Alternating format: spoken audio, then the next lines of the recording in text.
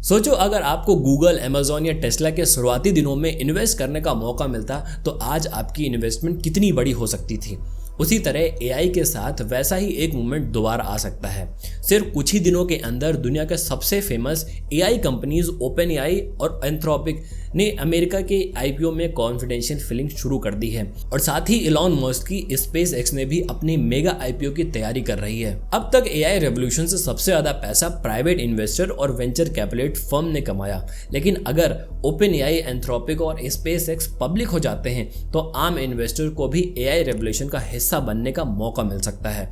Number भी काफी shocking है। एंथ्रोपिक की वैल्यूएशन लगभग $965 बिलियन के आसपास पहुंच चुकी है। ओपन एआई का टारगेट वैल्यूएशन $1 ट्रिलियन तक बताया जा रहा है और स्पेस एक्स वो लगभग $1.75 ट्रिलियन वैल्यूएशन की बात कर रही है। अगर ऐसा होता है तो ये हिस्ट्री के सबसे बड़े आईपीओ में से एक होगा। लेकिन हर कोई एक्साइटेड नहीं है। कुछ एनालिसिस का मानना यह है कि एआई कंपनीज की वैल्यूएशन रियलिटी से ज्यादा फास्ट बढ़ रही है।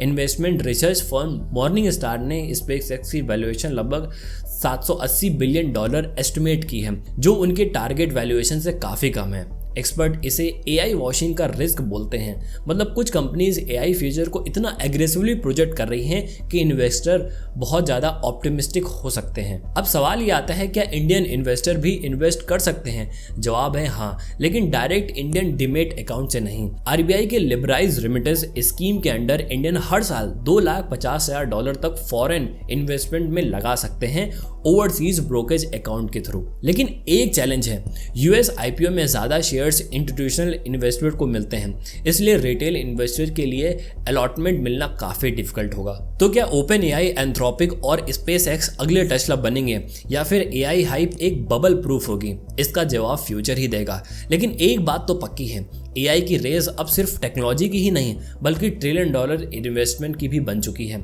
और दुनिया भर के इन्वेस्टर की नज़र अब सिर्फ इन आईपीओज पर टिकी हुई है।